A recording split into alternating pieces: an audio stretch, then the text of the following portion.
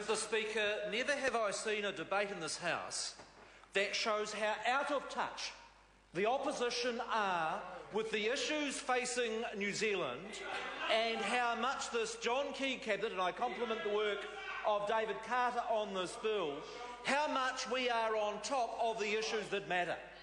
Mr. Speaker, I want to start with the core issue, and that is, are New Zealanders satisfied that the 2002 Local Government Act is working? Because at the core of this argument is the speeches that I've heard from Phil Tryford and from the Green Party, that it says it's all going honky-dory, that it's all going awfully well. Well, I want to begin by quoting what the Labour government said when they passed the 2002 Act. They said that the rate increases would not change and that the costs of local government would be well controlled. Well, let's look at what's occurred in the decade since Labour rewrote the local government laws. Of all the 164 factors that is included in the Consumer Price Index, which one's gone up the fastest in the last 10 years? Has it been the price of fuel? Has it been the cost of food? Has it been the cost of housing? No, it has been the cost of rates. The cost of rates has gone up faster than any other area of cost for householders, and what the Labour Party, what the Greens have said is that they don't care a toss. They do not care about the cost for retired families, for working families, for businesses of their rates bill, because they, over the last decade, have gone up by more than double the rate of the Consumer Price Index. And the first challenge I have for any member opposite to please explain for me is, why is it that in the period from 1992 to 2002, the decade before Labour made those very significant changes, that the average rate increase was 3.1%. 3.1% for that decade. And in the decade since, they have gone up by more than double that rate. And I say it is absolutely right in these financial times for this government to review how well that 2002 Act is working. Well, the member says we're making it up. Let me give you another example. Why is it that households over the last 3 years, in response to the global financial crisis, has reduced their spending and reduced their debt? Businesses in New Zealand have responded by containing their costs and reducing their borrowing. Equally so, we've seen in the farm sector, people being more cautious and reducing their spending and reducing their debt. And this government, we have adopted that, and we've seen that in the budget that's been set down. Why is it that the only sector whose spending is continuing to grow, whose debt is continuing to grow, is the local government sector, and members opposite have got absolutely no idea what to do about it? And let's, Mr. Tryford, deal with some facts.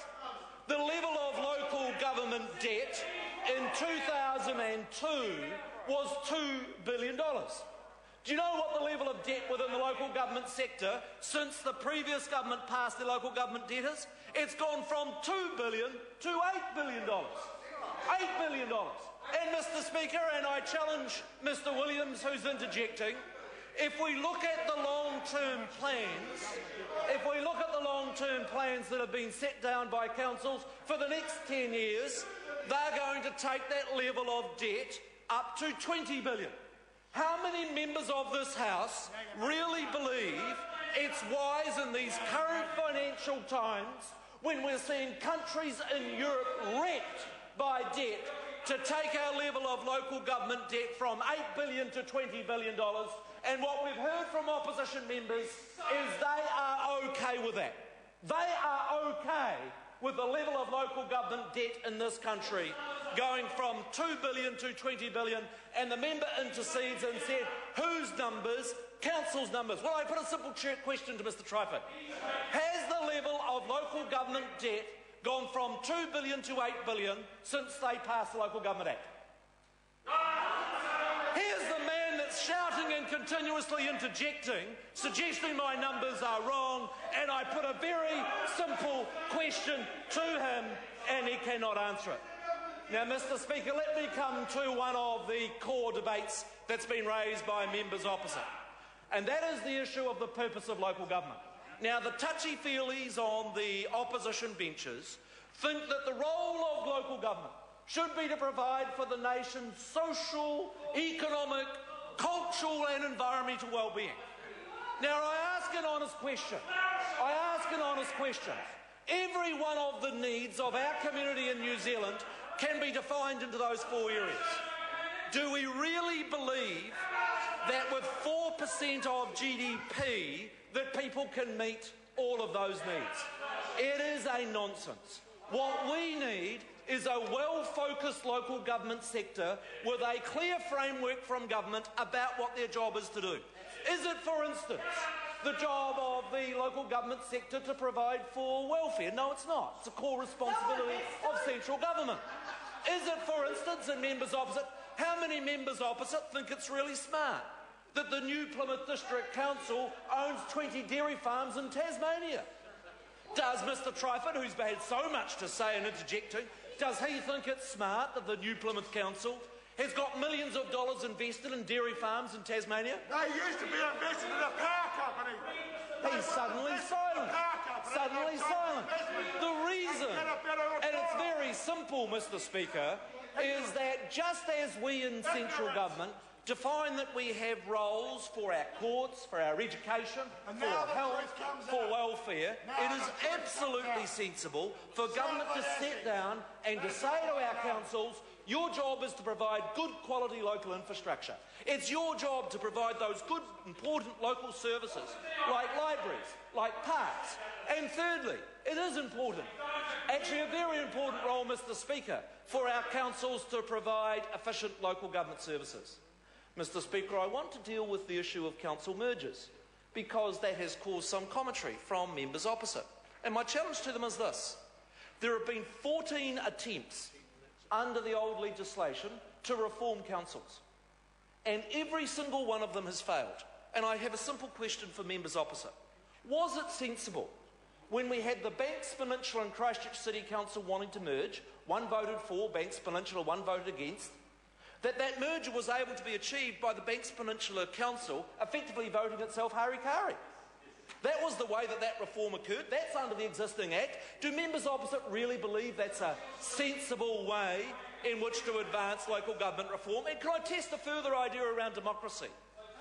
What the Greens have just argued is that you should not be able to have local government reform unless every single district agrees. Well, let's apply it. Let's apply that to a very important referendum we had recently. Should we have a view that we shouldn't have had MMP unless every electorate had a majority to vote for it? There were electorates, for instance, like Clutha Southland, that voted no. They didn't want MMP. So should we have said in '93, when we reformed from first past the post to MMP, that unless every single subcomponent of New Zealand agrees, no change? It is our view that in these times we do need to be looking at our local government structures to ensure that they are efficient.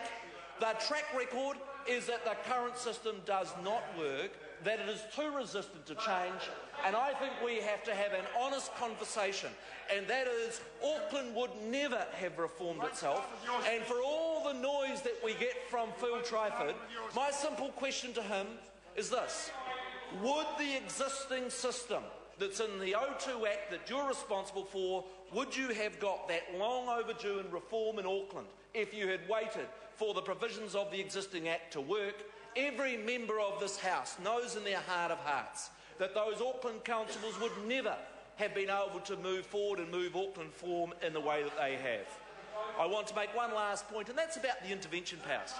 And it was somewhat ironic hearing from Eugene Sage, who, yes, as Minister, made a decision. Isn't it interesting how Environment Canterbury has performed so well over the last 4 years? We've now got a plan to clean up Lake Ellesmere. We've got a higher level of compliance of resources. In fact, the biggest level of improvement in resource consent compliance has been in Canterbury. But the point I want to make this, Mr. Speaker, at the moment, the only powers the Minister of Local Government has is to fire a council, and it's absolutely sensible.